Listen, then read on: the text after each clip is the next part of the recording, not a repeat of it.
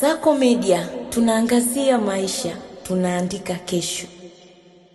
Ofisi ya Waziri Mkuu Utawala Mkoa Serikali za Mitaa TAMISEMI inapenda kutoa ufafanuzi kuhusu taarifa za upotoshaji zinazosambaa kwenye mitandao ya kijamii kufuatia kifo cha aliyekuwa mtumishi wa ofisi ya Waziri Mkuu TAMISEMI Daktari Richard Gervas Semfukwe kilichotokea Machi 12, 2026 jijini Dodoma.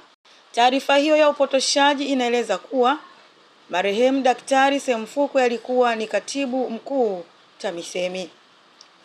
TAMISEMI Machi 12, 2026 ilitoa tangazo la kifo cha mtumishi huyo Daktari Richard Gervas Semfukwe aliyekuwa ni mwalimu mwandamizi daraja C wa idara ya usimamizi wa elimu na sio katibu mkuu wa TAMISEMI kama taarifa hiyo ya upotoshaji inavyoeleza. TAMISEMI inawakumbusha waandishi wa habari kuzingatia maadili ya kazi ili kuepusha taharuki katika jamii.